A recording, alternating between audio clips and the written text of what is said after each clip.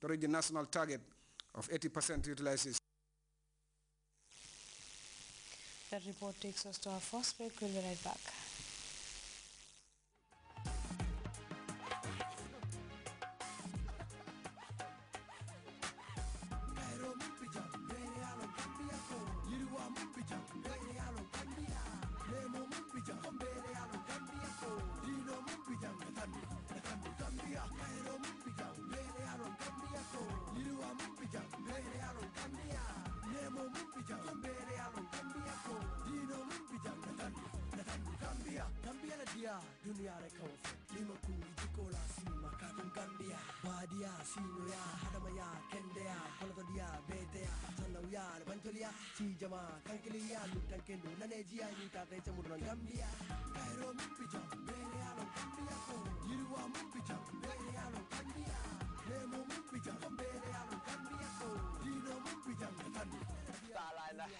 E-boy la akat Fanta fan lay xewé télé bu Grts hey Fanta may bay sa tol nawet duma bayyi nor yaangi di melni sow ci leket rafet neexa xol E-boy dafa dof.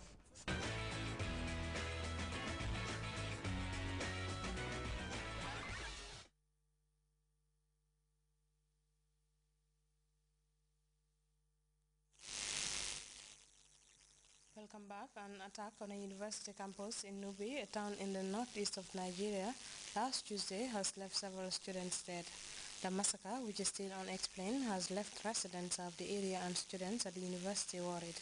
As we hear in this report, police say the killings might have been as a result of rivalry among students, but university officials are not buying that. Today, the attackers showed no mercy, raiding the university campus at Mubi in the northeast of Nigeria. They hit the campus at night when residents were sleeping, hacking students to death by machete or shooting them down in their homes. So when I came out in the morning, I saw the cars, and I entered the other house of my neighbors. So they entered the house again. They put fire on one block. We went to around our neighbors. We meet about 26 cops, which they shot them down. 3 days after the massacre, many details are still unclear, right down to the number of dead. The police say 25 people were killed. Local residents say 40. The police say that the killers knew their victims as they called them out by name before killing them. Police officials are continuing to arrest people without giving any details. The police said the killings might be linked to rivalries among student groups, but university officials denied it. The radical Islamic group Boko Haram may have been involved. Many students have left the campus without waiting for the results of the investigation.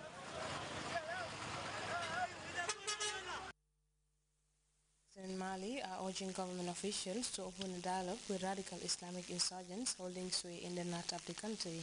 The plea came after representatives of communities and government officials held a two-day conference on the crisis, and thousands of people have lost their homes to heavy floods in Somalia. We have more on this and other stories in this African News Roundup. African Union forces continued their advance into the Somali port city of Kismayo. Although most of the Shabaab retreated last weekend, there are still pockets of resistance. The retreat also left a power vacuum, which is slowly being filled by clan militias. These two men were arrested by AMISOM troops on suspicion of having carried out an attack on Tuesday. According to an AU officer, as many as 200 Shabaab fighters are believed to be hiding in the city. Residents in northern Mali are urging the government to open a dialogue with the Islamist insurgents. Their plea was heard during a two-day meeting this week with the government in Bamako, in which representatives from civil society groups in the north detailed the hardships and violence suffered under the Islamists. Residents are afraid that military intervention by Malian troops would only worsen the situation and cost thousands of lives. The outcome of the meeting was inconclusive. Participants said that no decision had been reached. The so-called abortion ship Aurora set sail from Port Smeer in Morocco. It was reportedly escorted from the harbor by Moroccan authorities. The ship is operated by a Dutch NGO, which voyages round the world offering women abortions.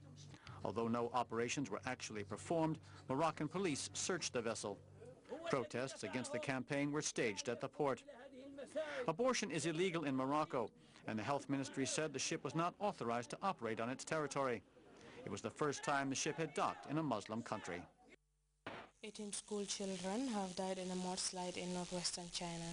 The landslide occurred just as students were entering their classrooms, and the battle between two American presidential hopefuls in America continues as both candidates push to become America's next president. You have details of those stories and others in this World News Roundup. Residents were killed in northwestern China when a landslide engulfed their school and two homes. The landslide struck Thursday morning as the students were arriving for classes they were making up due to deadly earthquakes last month.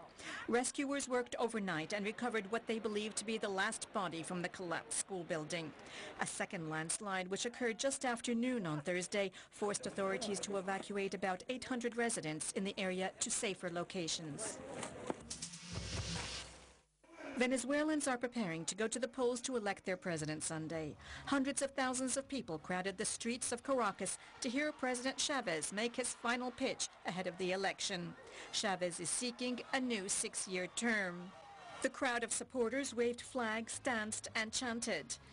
Meanwhile, his rival, Enrique Capriles, was winding up a marathon tour through the country. While Chavez remains the favorite to win, with a 10-point lead over his rival, Capriles has proven to be a powerful challenger.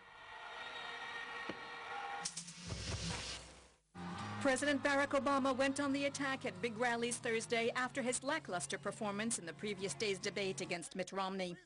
Obama called on voters not to be duped by his rival, but to focus on who he called the real Mitt Romney, who he said promised tax cuts for the rich.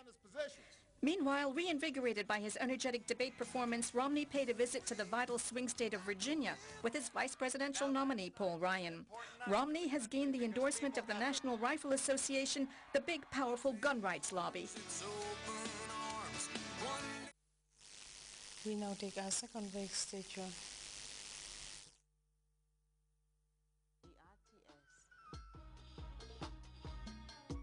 From hard news I want to direct this question to the FAO. to human interest, Weekend Spectrum is the program that spices up your weekend with news, breaking events in and outside the Gambia. Meet the people. Welcome back, and in sports, La Liga leaders Barcelona are set to lock hands with current champions and arch rivals Real Madrid in the biggest showdown of any league fixture in Europe. The Catalan club is leading the top division and are 8 points clear of Real. Real CNN's Pedro Pinto sat down with fellow Portuguese Jose Mourinho and asked the special one whether he's concerned about Barcelona's early season impressive form. No, not at all. Not at all. Even with the points difference? Even with the points difference. Last season we had 10 points difference. We had 10 points difference. We draw 2 matches. We don't even lose. We draw 2 matches, and with 6 points. We felt the pressure. They felt they could do it. We went to Barcelona to play the crucial match with 3 matches to go. So for me the point is Real Madrid to reach again the level that made us champion last season. And in this moment the team is going back to normal levels. And when we are in our normal level, I don't care about 6. I think when Real Madrid plays against Barcelona, I'm convinced that everything depends on Barcelona. If Barcelona plays good football, Real Madrid has no one chance. That's what I think, and that's what I maintain. And the Clásico will be in Camp Nou, so my thought, is even bigger in Camp Nou.